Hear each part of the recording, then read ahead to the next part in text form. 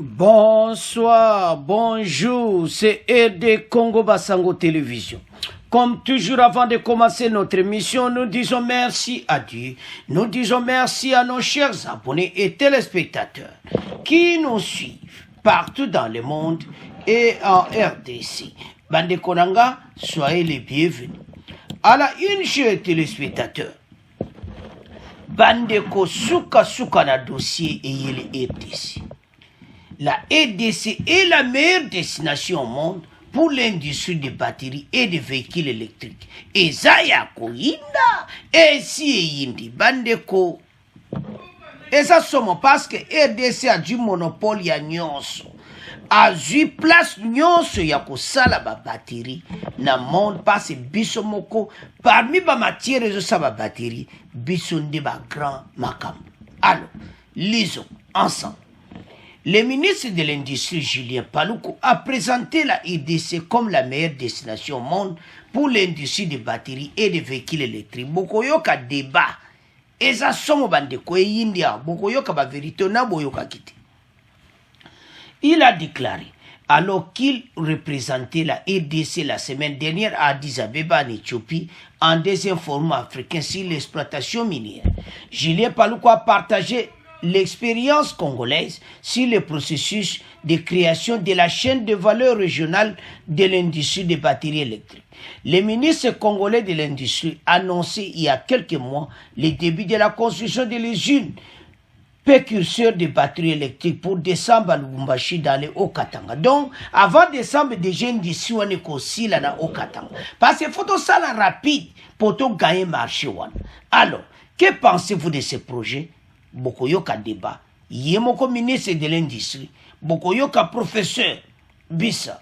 Il y a université à Kinshasa. Bokoyoka Frank Fwamba, oaza fondateur et directeur général de la revue Mining News. Alors, Toyoka, débat, Toyeba, ndini mboko ko avance, Toyosa ba Congolais chaque fois. Mboka na biso yo, tozana richesse. Tala siko bizina ba batterie ko saba na RDC. Combien d'emplois et ko créer na RDC? Alors, Tolanda, débat, bon tolo bango na suka, parce que ça chauffe. Monde des hôtels dans 10 ans. Bakar électrique vous allez partout dans les pays européens. Bakar a majouté sans se vous ajouter. Bon, biso moko suko bankolo batiri, bankolo masolo. Tolanda. Bonsoir. Le ministre de l'Industrie a représenté la RDC la semaine dernière à Addis Abeba en Éthiopie au deuxième forum africain sur l'exploitation minière. Julien Paluku a partagé l'expérience congolaise sur le processus de création de la chaîne de valeur régionale de l'industrie des batteries électriques. Il a présenté la RDC comme la meilleure destination au monde pour l'industrie des batteries et des véhicules électriques. Signalons que le ministre de l'Industrie a annoncé il y a quelques mois le début de construction de l'usine précurseur des batteries électriques pour décembre à Lubumbashi dans le Haut-Katanga. Que pensez-vous de ce projet du gouvernement congolais en temps avec le processus de création de la chaîne de valeur régionale de l'industrie des batteries électriques en RDC? C'est le thème de dialogue entre Congolais de ce mardi 11 octobre 2022. Participe au débat Julien Paluku, ministre de l'Industrie du gouvernement central. Monsieur Paluku, bonsoir. Oui, bonsoir madame, bonsoir à tous les auditeurs de la radio. Frank Fwamba, fondateur et directeur général de la revue Mining News. Il est fondateur de l'ONG Ressources Naturelles pour le Développement. Il est aussi coordonnateur de la campagne Touche pas à mon cobalt. Frank Fwamba, bonsoir. Bonsoir madame, bonsoir aux auditeurs de radio. Bonsoir le ministre. Et le professeur Michel Bisa, professeur à l'université de Kinshasa, il est secrétaire scientifique de l'Observatoire de la gouvernance. C'est un laboratoire de recherche en sciences sociales. Professeur Michel Bisa, bonsoir. Bonsoir madame la journaliste. Vous êtes déjà très nombreux à réagir au débat de ce soir. C'est le cas de Augustin Tedilong et de Bukavu Sud Kivu, la RDC ayant 70% de la réserve mondiale du cobalt et du lithium, deux matières premières intervenant dans la fabrication des batteries électriques, et certes une meilleure destination au monde, comme l'a bien signifié le ministre Julien Paluku, mais ce qui reste est la manière de négocier le contrat avec les bailleurs des fonds pour la réalisation du dit projet. Est-ce qu'il y aura transparence? Dieu seul sait. Patrick Mbouli, Kitanga Kolwezi Olwalaba, Nous saluons ce grand projet du gouvernement congolais présenté par son ministre de l'Industrie et nous voulons que ce projet voie le jour, bien que plusieurs Congolais restent dubitatifs quant à la mise en œuvre effective du dit projet et sur les processus de création de la chaîne des valeurs régionale de l'industrie des batteries électriques en RDC. Il n'y a aucun signe qui montre l'effectivité du projet. On est encore en phase de théorie et nous craignons que cela s'arrête là, comme plusieurs autres projets qu'on a lancés avec pompe et depuis ces silences radio. À Lubumbashi, dans la province du Haut-Katanga, vous nous suivez sous la 95.8. Et si vous êtes à l'étranger, merci de nous rejoindre sur www.radiookapi.net ou sur Canal+, Channel 572. Bienvenue à tous dans votre magazine.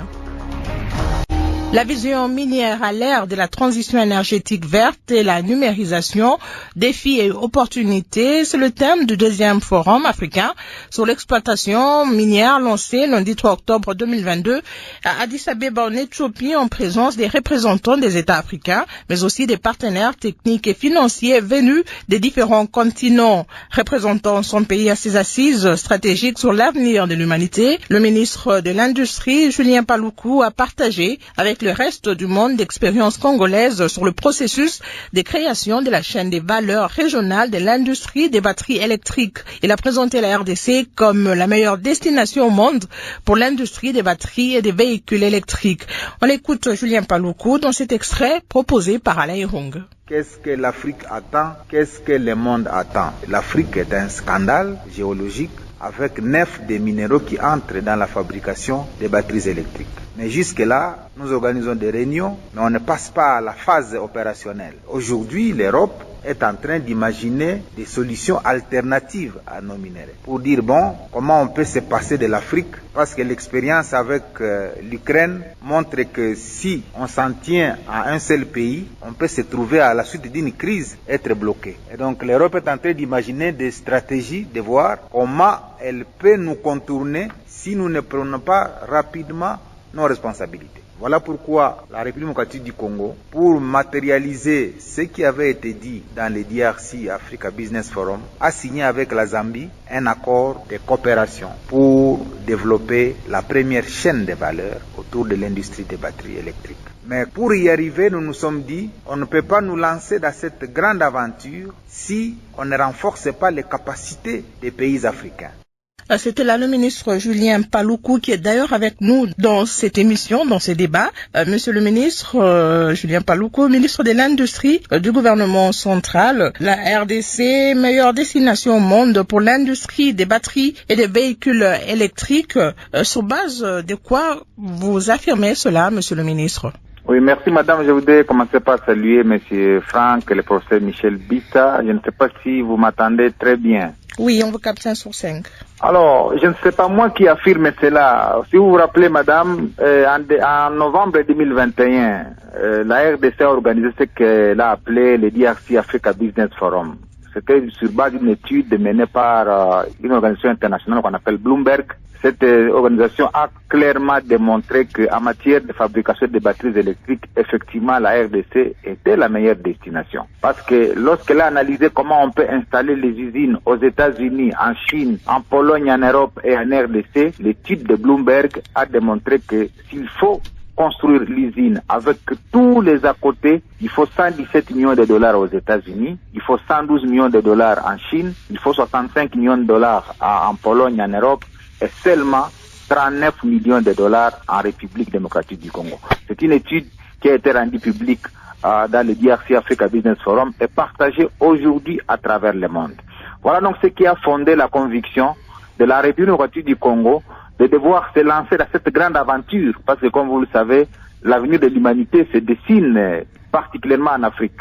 Avec le réchauffement climatique aujourd'hui, avec la fin de l'utilisation des véhicules à essence et à diesel, eh bien, l'avenir du monde se dessine en Afrique parce que nous sommes le seul continent à détenir les minéraux qui entrent dans la fabrication effectivement de cette solution-là contre le réchauffement climatique. Il s'agit du cobalt, il s'agit du lithium, il s'agit du nickel, il s'agit du graphite, il s'agit de tous ces minéraux-là qui font la fierté de la RDC, dont nous sommes producteurs et qui aujourd'hui constitue la solution à cette crise mondiale qui se dessine à l'horizon. Donc, ce n'est pas l'affirmation de Julien Paluku, mais c'est une étude internationale qu'il a affirmée et qui est publiée dans tous les médias, dans tous les journaux internationaux.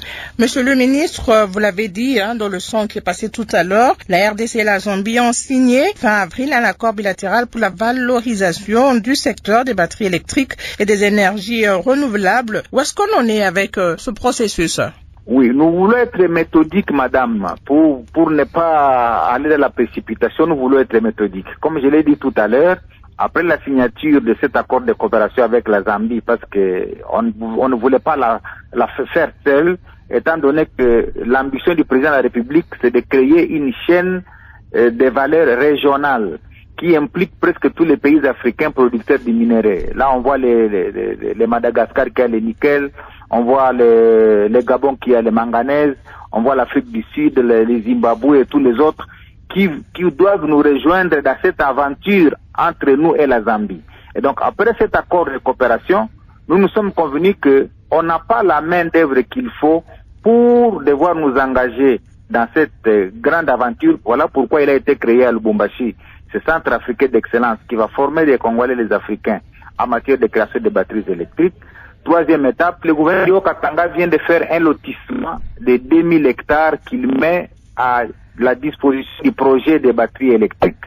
Et donc ça, c'est l'une des avancées. L'autre avancée, c'est que vous avez suivi il y a une semaine pratiquement, nous avons fait adopter en Conseil des ministres la mise en place du Conseil congolais des batteries. Ça sera l'organe de gestion effectivement de cette chaîne de valeur. Parce que nous voulons la sortir du domaine politique ou ministériel ou présidentiel pour les ramener à un organe technique qui va se charger effectivement de toutes les autres questions qui sont soulevées par les auditeurs et les curieux de savoir comment ça va commencer.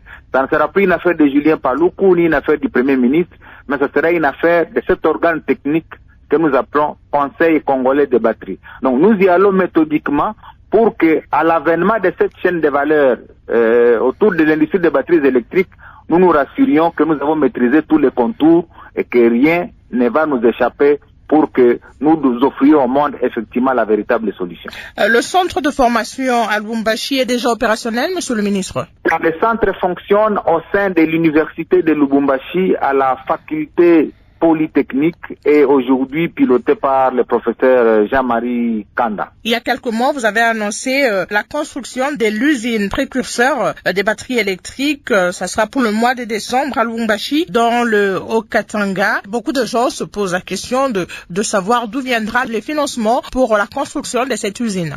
Oui, alors, ce qui nous aide à la structuration économique et financière, c'est pratiquement la Commission économique des Nations Unies pour l'Afrique, la CEA. D'ailleurs, c'est elle qui nous avait permis d'organiser le DRC Africa Business Forum, c'est elle qui nous accompagne. Et je peux vous dire que à l'heure actuelle, sur le plan financier, il y a un financement de Afrexim Bank qui est en vue pour financer l'étude de préfaisabilité de la mise en œuvre, effectivement, de cette zone économique spéciale à l'intérieur de laquelle nous allons faire fonctionner les usines pilotes.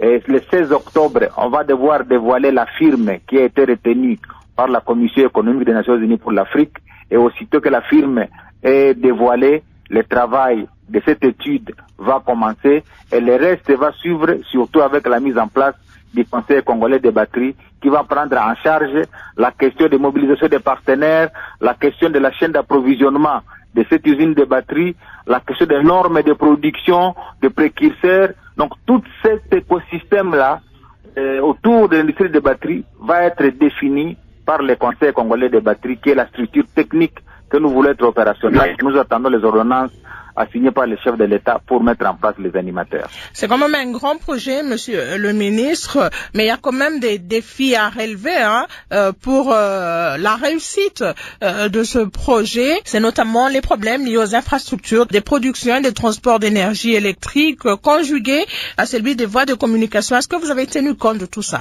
Oui, c'est effectivement la raison pour laquelle nous ne sommes pas seuls dans la mise en œuvre de ce projet. Il y a les ministres des Mines, il y a les ministres des Finances, il y a les ministres des Infrastructures qui sont des acteurs majeurs. Et le décret qui va être signé par le Premier ministre pour vous montrer que le projet est porté au plus haut niveau du gouvernement pour que ce soit le Premier ministre qui donne des instructions aux membres, aux ministres sectoriels sur des questions qui relèvent de leurs domaines respectifs. Et donc c'est un vaste projet effectivement qui demande beaucoup de précautions, beaucoup d'outils de suivi pour que nous ne puissions pas faire des annonces qui, comme les auditeurs l'ont dit tout à l'heure, ne seront pas suivies de matérialisation. Nous sommes conscients de la grandeur de ces projets et même des menaces. Ces projets suscitent beaucoup d'attention à travers le monde et on est en train de prendre des précautions parce que tous les États qui n'exploitaient plus leur lithium, qui n'exploitaient plus leur cobalt, aujourd'hui sont en train de se réveiller. Même les États-Unis qui avaient suspendu l'exploitation du cobalt depuis 30 ans, aujourd'hui dans l'État d'Idaho, les États-Unis veulent également reprendre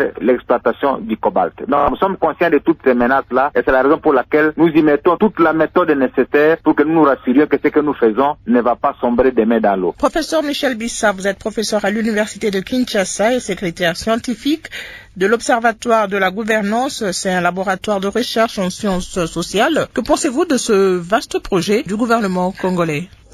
Merci beaucoup, madame le journaliste. La première chose, je commence par remercier et saluer monsieur le ministre Julien Paluku, un des rares ministres qui semble, à mon avis, faire un bon travail dans le cadre de ce gouvernement. Le projet tel qu'il a été expliqué, oui, c'est un bon projet parce que vous savez, madame, que dans notre pays, le principal problème que nous avons, c'est le problème de la transformation et de la production locale.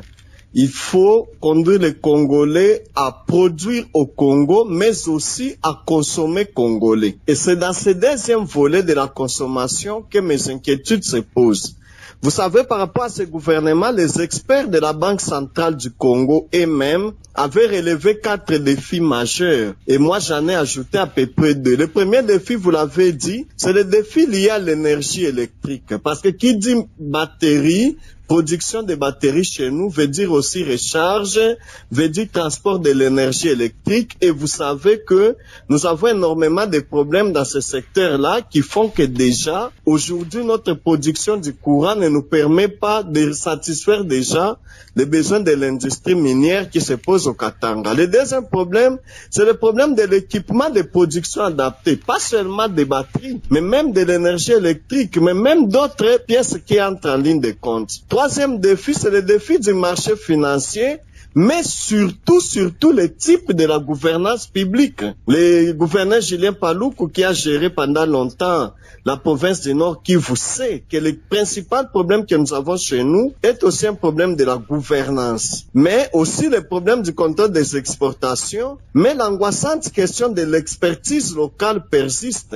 C'est vrai, le ministre a raison et nous le félicitons du fait qu'ils aient associé la faculté polytechnique de l'université de Lubumbashi. Parce que vous savez, madame le journaliste, le ministre a fait allusion au rapport de recherche des experts de la consultance, un groupe d'Heinberg, qui est une firme d'expertise internationale. Et les études qu'ils ont menées, c'était des études commanditées par ceux qui veulent investir dans le secteur du marché. Il faut déjà le savoir que les études d'Heinberg, ce ne sont pas des études commanditées par la RDC, par notre pays. Or, en matière des études de l'expertise, c'est lui qui finance une recherche, en détermine les stratégies et en tire un certain nombre de profits. Il y a des éléments donc à encourager. Le fait que déjà dans les Haut-Katanga, on ait déjà loti à peu près 2000 hectares à la disposition du projet, c'est un élément important. Mais vu de manière globale, madame, vous savez, le problème de la transition vers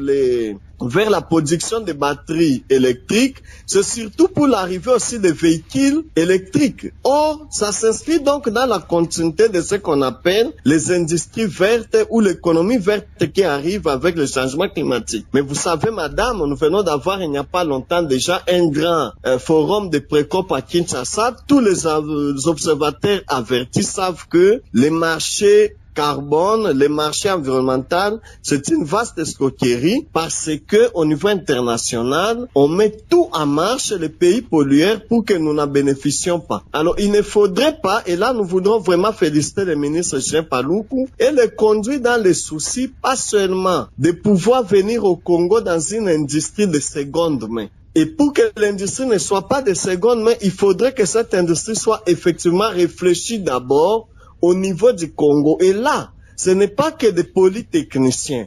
C'est donc une question qui devrait être vue de manière globale. Qu'est-ce que les Congolais tirent profit, les Congolais de tous les jours, les Congolais lambda, les Congolais qui n'ont pas un véhicule, les Congolais qui ne vont pas recourir nécessairement aux panneaux électriques ou ainsi de suite. Qu'est-ce que les Congolais lambda va gagner de l'implémentation de ces projets? Quelle sera notre part? C'est un élément important. Deuxième axe majeur de mon analyse, c'est par rapport à quelques suggestions pour éviter ces pièges. Premier élément, il faut l'investissement du gouvernement congolais. Vous vous souvenez, madame, que la République avait, le chef de l'État, promis de créer des millionnaires congolais. Jusqu'aujourd'hui, ce n'est pas encore arrivé. C'est dans ce genre de projet qu'on devrait regarder des impacts connexes. Dans quel enjeu, dans quel élément est-ce qu'on peut conduire des Congolais? Deuxièmement, c'est la construction d'un discours congolais. Lorsqu'on est en train d'aller vers des questions aussi techniques, aussi importantes qui seront du Congo de demain, il faudrait que les Congolais de tous bords, c'est-à-dire l'axe politique, l'axe recherche scientifique et l'axe société civile,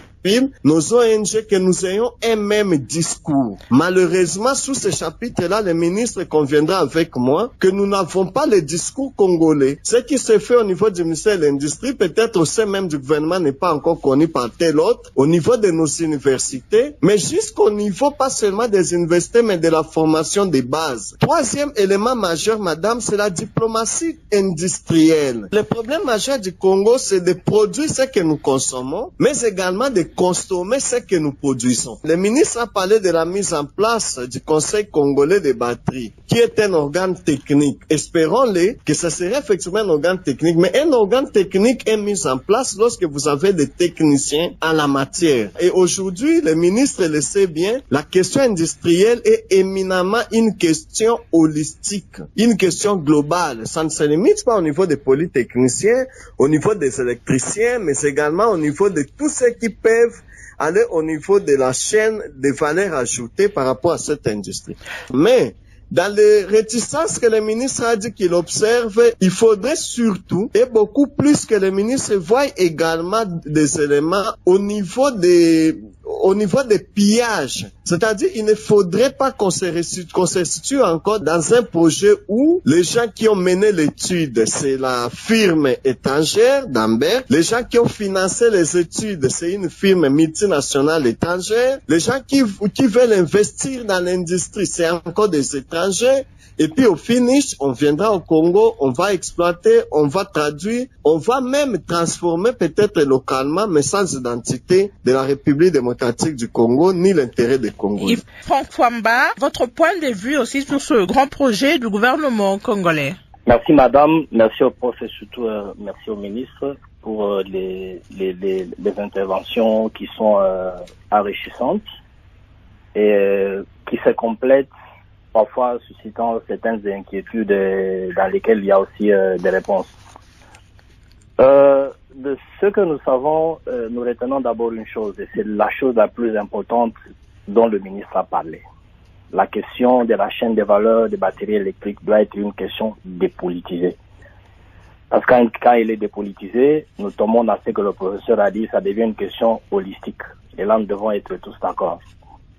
Parce que la vision du chef de l'État, la vision principale et primordiale, c'est que les ressources naturelles de la RDC profitent au pays et profitent aux populations.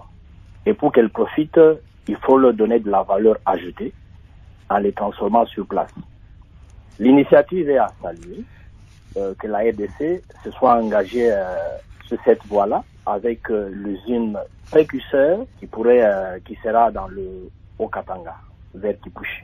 Au problème qui se pose, le problème de l'énergie évoqué par le professeur, l'expérience de Kibali Gold Mine a démontré aujourd'hui que le problème de l'énergie dans l'industrie minière, c'est pratiquement un faux problème. C'est une question de volonté et plutôt de la sérieuxité des gens qui veulent travailler avec le gouvernement. C'est là que, par exemple, nous, au niveau du Touchouam Monkoba de la société civile dans le Katanga, nous soutenons le projet de Manono autour du lithium qui est par les Australiens de AVZ avec au minière le gouvernement congolais, parce que ce projet-là prévoit la réhabilitation et la relance de la centrale de Pianamwanga qui va produire de l'énergie qui sera utile. Les batteries électriques, à propos de la compétence, c'est bien qu'il y ait un centre à Lubumbashi, à l'université. Mais le ministre se rappellera c'est un nombre de terrain, et d'ailleurs on en avait parlé à la conférence nationale minière à Kolwezi en 2018, là où il était. Nous rappelons que l'ingénieur Sandrine Ngalula Mubenga, qui est aujourd'hui PCA de l'autorité de régulation de l'énergie en RDC. C'est une inventrice qui a aux États-Unis approuvé ce qu'elle pouvait faire. Elle a inventé un moteur de véhicules électriques et hybrides qui peut aussi fonctionner avec de l'hydrogène. Depuis 2018, en 2018, la GECAMINE, l'ancien PCA Yuma et l'ancien DGA intérimaire Kamenga, avait financé un projet sur Mutoshi, où Madame Sandrine, qui est une très bonne scientifique, était en train de travailler avec les jeunes élèves des Mutoshi, qui sont pratiquement des savants, pour la mise en valeur du cobalt, afin de produire des composants de certaines pièces de batterie électrique. Nous serons contents au niveau de la société civile que le gouvernement, au lieu de prendre ailleurs, et là je croise l'inquiétude du professeur, au lieu de prendre de la technologie, de la science ailleurs, qu'elle utilise la science congolaise que nous avons avec le professeur Sandrine Mubenga et d'autres professeurs et d'autres scientifiques. Et là, je tombe directement dans le Conseil congolais des batteries électriques. Le ministre Paluku, c'est un homme de terrain. Le gouvernement devait lui laisser les coups de franche. Nous savons comment ça fonctionne. Il y a quelques mois, il venait de lancer, grâce à l'appui qu'il avait apporté, il y a une usine au Katanga aujourd'hui qui produit les PVC, les tuyaux PVC pour l'industrie minière et pour qui vont servir la régie des eaux. Et il a inauguré à Kinshasa une usine qui produit les câbles électriques avec les minerais du Congo. Les 39 millions pour l'usine qui devait être montée, nous n'avions pas besoin que ça vienne d'ailleurs, d'une banque, tout ça là. Non, non. Cet argent-là se trouve ici au pays. Un exemple trop simple. Le gouvernement aurait dealé avec la Caisse nationale de sécurité, avec la SONAS, parce qu'ailleurs, quand vous prenez toutes les grandes banques qui existent, prenons Standard Bank. Quand vous allez en Afrique du Sud, Standard Bank, c'est le propriétaire de grands centres, des grandes choses, des grands centres commerciaux et des grandes choses qui existent grâce à l'agent des assurances, parce qu'elle a une société d'assurance. La SONAS, la Caisse nationale de sécurité. Quand vous prenez dans EcoBank, il y a la grande firme, il y a le grand établissement public sud-africain des retraités, la PIC, celle qui est l'actionnaire majoritaire dans l'EcoBank. Donc, l'argent est sur place. On aurait levé, je pense que si on avait laissé le gouvernement, s'il n'y avait pas eu interférence politique, le ministre Paluku aurait levé l'argent sur place pour monter l'usine dont les financements viendraient d'ailleurs. Là, nous ne sommes pas d'accord. Qu'on lui laisse les coups de franche, c'est un des hommes qui est dans la vision du chef de l'État. Il ne fait pas de la politique par rapport à son expérience de terrain. Il a dirigé une province compliquée. Il sait ce dont la population a besoin. Mais il a dit lui-même dans ses débats, il n'est pas seul dans ce projet. C'est l'association de beaucoup de ministres qui sont dans ce projet. Madame, c'est un projet sectoriel. Nous sommes en train de parler de l'industrialisation. C'est un projet industriel. Il n'est pas un projet de l'exploitation minière. Les autres ministres, le ministre de Mines, le ministre des Portefeuilles, les ministres des Finances, viennent en pas appuyer. Vous savez, le problème qui complique dans notre pays, c'est que quand il y a un projet prometteur, tous les ministres veulent être déçus en encombrant les ministres qui doivent faire son travail normalement. Et là, c'est un problème sérieux. Personnellement, et la société civile n'est pas tellement d'accord que ça se passe comme ça se passe. Mais nous l'acceptons pas, c'est un projet précurseur. Nous allons souhaiter que le gouvernement puisse décentraliser les zones économiques spéciales. La zone économique spéciale de Kinshasa, on l'a pas mise à Kinabwa, on l'a mise à Maluku. C'est pour créer de la richesse, c'est pour stimuler l'économie, c'est pour vaincre de la pauvreté, c'est pour que dans le fil de temps, on crée des millionnaires. C'est ce que le professeur disait. Le Haut-Katanga est déjà plein.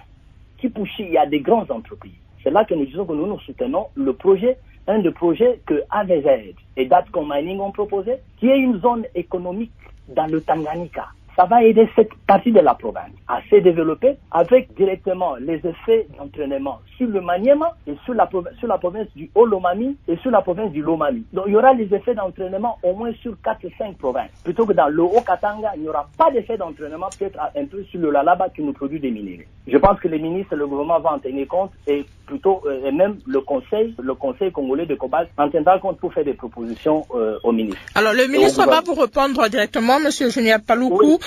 Qu'est-ce que vous répondez? Je peux finir, Kelly. Oui. Kelly. Rapidement.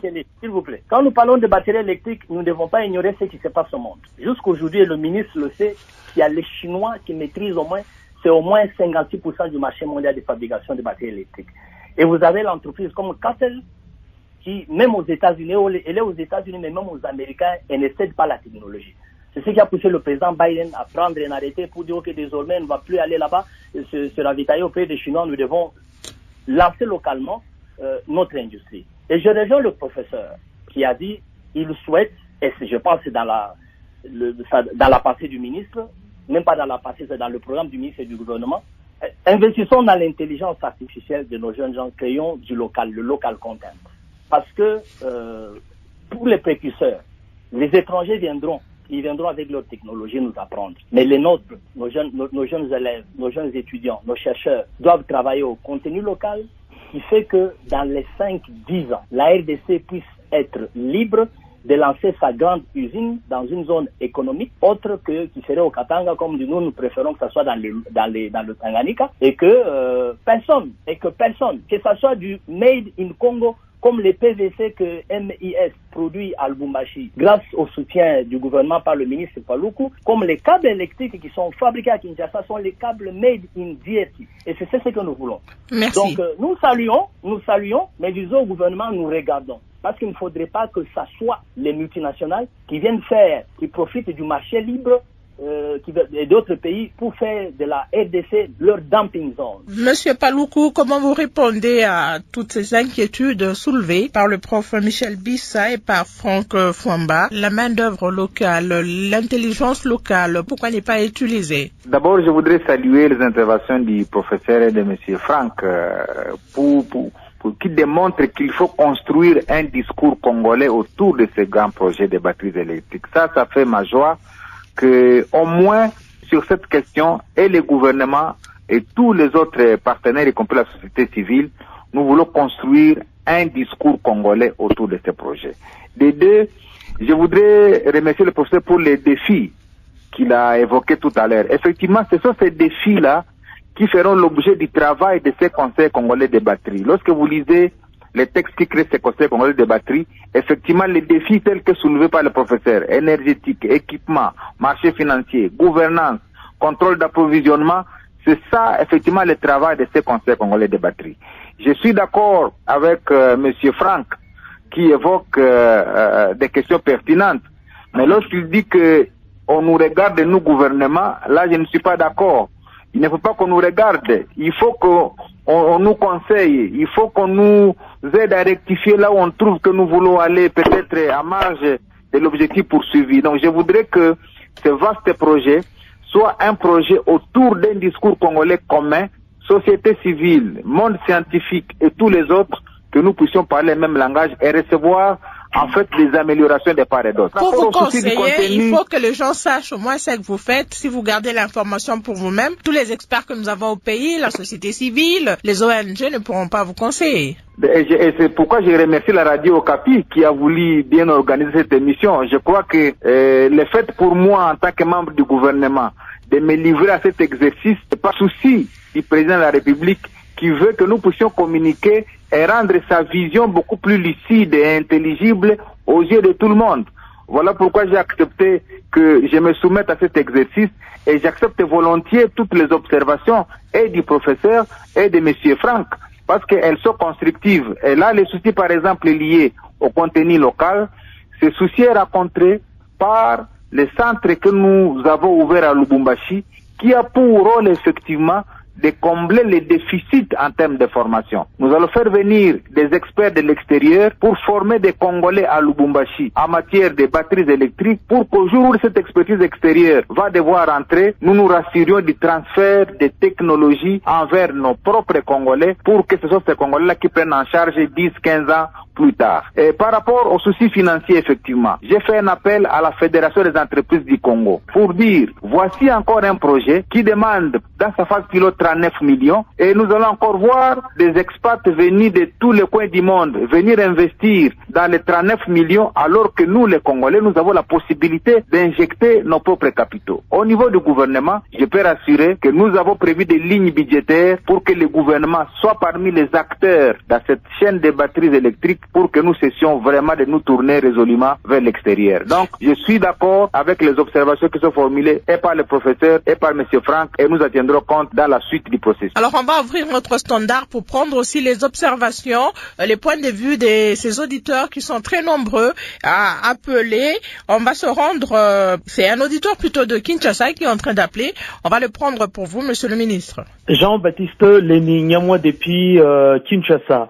Nous ne pouvons pas nous empêcher à louer ces projets si indispensables pour le développement du pays. En revanche, l'inquiétude se reposerait au niveau de sa réalisation. Nous estimons qu'il a 1000 chances de ne pas se réaliser, d'autant plus que rien n'est encore entamé pour nous mettre sur l'onde de certitude de sa faisabilité. Dans un contexte où le pays traverse une crise sur tout le plat, il n'est donc pas surprenant de rester pessimiste et cadencé. Par ailleurs, le gouvernement en place, après avoir promis beaucoup de choses aux Congolais, sa réalisation évite les antivalaires qui gangrènent le pays, notamment la corruption et les détournements, donnent l'impression que peu de chance peut être accordée pour la réalisation de cet ouvrage. Monsieur le gouverneur, que répondez-vous à cet auditeur? Bon, Monsieur le ministre. Oui, c'est avec raison, tout à fait. Et moi, je pense que M. Jean-Baptiste est comme tous les autres Congolais. Mais s'il a suivi les débats et de l'introduction que j'ai pu faire moi-même, les débats du professeur, les débats de M. Franck, je crois que ces débats-là montrent que nous devons encourager ce genre d'initiatives. Évidemment, les Congolais sont habitués à voir les actions qui ont commencé par des politiques, mais finalement qui se sont révélées improductives. Voilà pourquoi l'inquiétude de M. Jean-Baptiste est apaisée par la création de cet organe technique. Et je dois rassurer tous les auditeurs de la radio Okapi que la composition de ces conseils congolais de batterie va tenir compte de l'expertise congolaise. Je voudrais vraiment rassurer qu'il n'y aura pas de politique dedans parce que c'est l'assurance du président de la République qui a ce projet comme projet phare parce qu'il en parle dans tous les salons au niveau international, aux Nations Unies, comme dans toutes ses tournées, il parle de ce projet parce qu'il veut sa réussite. Je voudrais donc apaiser M. Jean-Baptiste pour dire eh bien, que nous puissions nous tous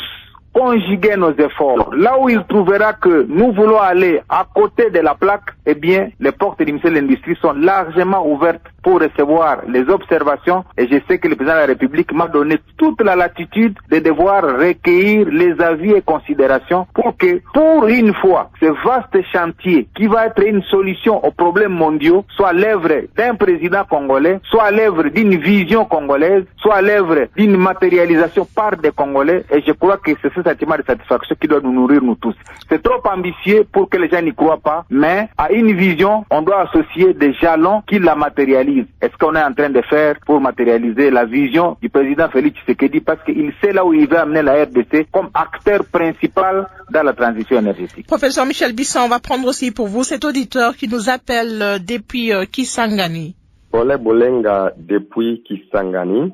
Cette initiative est affirmative et nous saluons la compétence du ministre de l'Industrie pour toutes ces démarches.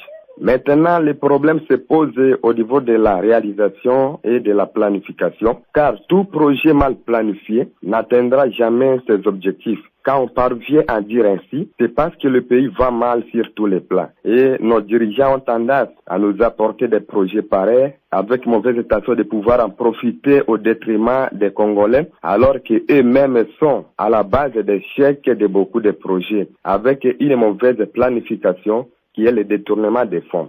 Alors, nous suggérons que l'État puisse stopper d'abord à nous embrouiller avec certaines choses qui à rien pendant cette période où on se prépare pour aller aux élections. Et je pense que ça sera impossible à réaliser ces projets pendant ce peu de temps qui nous reste. Professeur Michel Bissa, cet auditeur est assez pessimiste quand même quant à l'aboutissement de ce vaste projet du gouvernement congolais. Oui, merci beaucoup, madame. Je suivi mon compatriote. Je voudrais lui dire que je partage avec lui les constats, mais pas la conclusion. Les élections ne doivent pas être l'objectif en soi. Les élections n'aident qu'à sélectionner les dirigeants de qualité pour gouverner l'État. Et tous les projets comme celui-là sont des projets qui peuvent aider l'État à avancer et à aller très loin. C'est pour cette raison-là qu'avant je disais que un des rôles majeurs du ministre doit être de construire un discours congolais. Pas un discours de l'Union sacrée, de l'IDPS ou de FCC ou de l'appel patriotique de Denis Mukwege, non. Mais un discours congolais qui sera tenu à ce sujet-là, quelle que soit l'autorité. Madame la journaliste, il faut peut-être rappeler aux gens que la technologie du stockage d'électricité, c'est vraiment la technologie de l'avenir. Parce que c'est d'abord une technologie qui répond aux contraintes des réseaux électriques, qui accueille des parts majeures par rapport aux questions de carbone, et ça s'inscrit aujourd'hui dans la stratégie de l'atténuation. Nous, le Congo, nous pouvons aller loin. Peut-être que monsieur, quand il parle qu'on nous embrouille, oui, c'est dû par rapport au passé, par rapport à l'expérience. Mais regardez, mon cher compatriote, le cuivre, le lithium, le nickel, les terres rares, ou même le cobalt sont des métaux essentiels pour le monde décarbonisé, décarboné de demain. Et ces métaux sont chez nous. C'est pour notre intérêt, pour notre pays, quel que soit celui qui gouverne. Mais le débat, si nous avons dit au ministre qu'il faut ouvrir l'expertise, c'est parce que rien n'est prouvé que le lithium, quoique actuellement en perpétuelle continuité de demande, demeurera le seul ou la seule composante dominante demain. Demain ou après-demain, c'est des métaux qui peuvent s'épuiser. Donc, évitons de politiser ce genre de questions. Évitons de considérer que certains projets sont des projets liés à ceux qui gouvernent, qui demain ou après-demain peuvent ne pas être à la commande de l'État, mais la question doit rester. Franck Famba, il y a aussi une réaction pour vous qui nous vient de Bukavu, Sud Kivu. Je suis Eric Banyanga à partir de Bukavu. Depuis des décennies, en RDC, nous assistons au lancement de projets qui n'arrivent pas malheureusement à terme. Au lieu que les autorités viennent souvent couper le ruban symbolique, viennent poser une sorte de première pierre qui du reste devient quasiment la dernière. Le cas de projets tels que la sucrerie de Kiliba, au Kangalonzo, le projet de volontariat agricole, le programme DDRCS, la route Bukavu-Uvira-Kalemi, ainsi que la route Uganda via Lubero, Goma-Bukavu, pour le corridor central sont des cas patents. Je reste ainsi pessimiste que la RDC sera le frein dans cette chaîne de valeur régionale au regard de ces cas que je viens d'illustrer. C'est pourquoi le gouvernement devrait pour se faire s'investir cette fois-ci et se précipiter dans l'implémentation de ce projet qui du reste est non seulement stratégique au niveau de la compétition mondiale, mais aussi un investissement capable de contribuer à l'amélioration du PIB au pays. Bref commentaire, Franck, juste un petit commentaire sur l'avis de Eric Banyanga. Bon, inquiétude normale, parce que généralement, effectivement, les gens ont été habitués à ça, mais à un moment, vous savez, et l'expérience et notre foi nous oblige d'être optimistes, ne toujours pas regarder en arrière, regarder de l'avant. Il y a une question qui est très importante, qu'il soulève entre les lignes, c'est plutôt la question d'approvisionnement. Et comme le ministre est en train de prendre les points de vue des uns et des autres sur des demandes du chef de l'État, la RDC devrait assurer sa chaîne d'approvisionnement. Nos minéraux, le cuivre, le cobalt, sont généralement maintenant dominés et contrôlés par la Chine. La RDC doit, tous les politiques qui sont sur le dossier de l'entreprise générale de cobalt doivent laisser la RDC contrôler son cobalt afin de s'assurer la chaîne d'approvisionnement nécessaire aux batteries électriques. Il en est de même aussi que tous les politiciens qui sont sous le dossier des lithium de Manono, ils doivent laisser le projet se réaliser et l'État devra investir dans Kisenge et manganèse parce que nous avons du manganèse.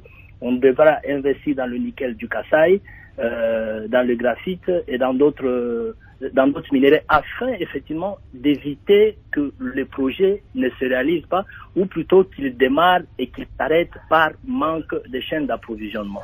Et enfin, pour les partenariats du gouvernement à travers les entreprises d'État qui sont déjà arrivées, qui ont déjà amorti les fonds et leurs investissements, le gouvernement devra renégocier afin de désormais prendre les minéraux directement. La Géramine, par exemple, au lieu qu'elle se contente de l'argent, des dividendes et autres, elle devra désormais faire comme au Botswana, prendre du minerai. Le minerai là servirait la RDC à la chaîne d'approvisionnement. Merci Franck Fouamba. On va considérer cela comme votre conclusion parce que nous sommes vraiment à la fin de l'émission. Monsieur le ministre, il y a un auditeur qui demande pourquoi le choix du Haut-Katanga pour l'érection de l'industrie de la chaîne de valeur des batteries.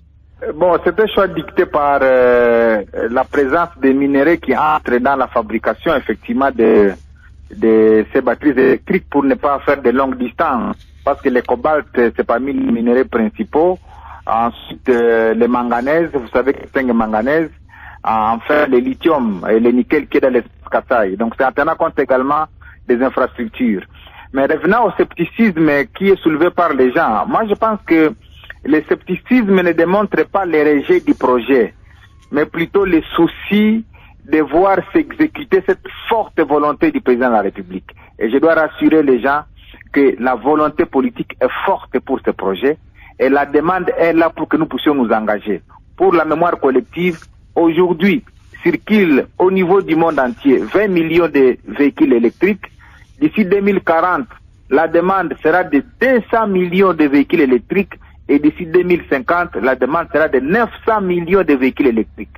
D'où vraiment la RDC de s'investir dans la chaîne de valeur, au-delà du politique, comme on dit les autres. Je crois que les gens doivent considérer ce projet comme un projet congolais, au-delà de la considération et du ministre et du politique. Merci, monsieur Julien Paloukou, ministre de l'Industrie. Professeur Michel Bissa, votre conclusion. Merci beaucoup, madame. Je remercie la radio Okapi, je remercie les ministres. Je voudrais dire ceci, que le cuivre, le lithium, le nickel, les terres rares ou le cobalt sont des métaux essentiels pour le monde décarboné de demain.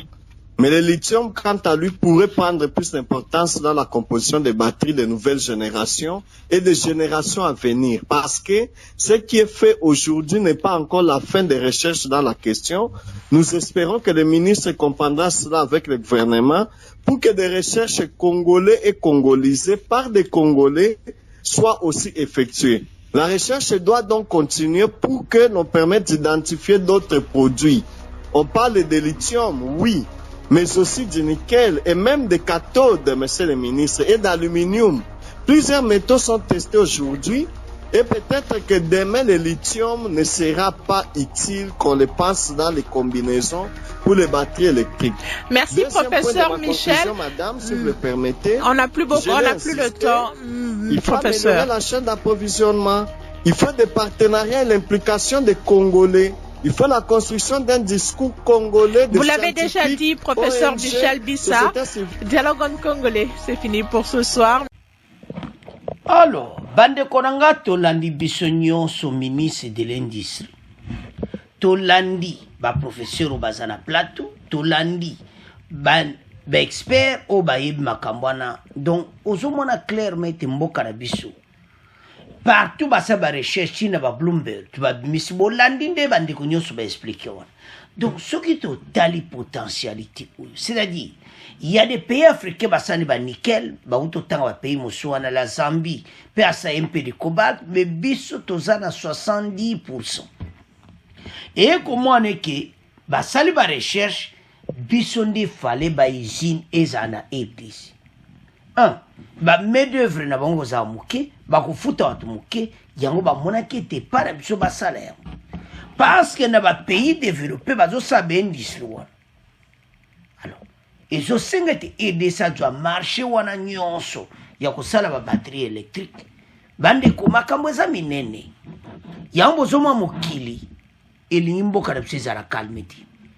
bandeko tolandi débat ozomona comment avantage ni EDC azanango combien monde na biso ekosimba masolo kitoko bandeko batterie bakongole tala totelema bavoisin ozomwa mitema mabe ezobeta tutu balingi mboka na biso te mpasi bazomona richesse bazosepela te pays na biso ekóma na niveau wana me bayeba ete déjà tozo avance mboko ekozala su ndenge bango bayebaki te toza pays moko le plus industrialisé en Afrique na ndenge avenir ezoya yango na makambo nyonso este ezala sécurisé kimia ezala na mboka armée ezala makasi mpasi bavoisin baza koanvie barichesse na biso mokonzi ya mboka atelema kokopere na bapays mosusu mpasi toza na besoin ya kimia me tokozwa kimia na masolo wana te na bato wana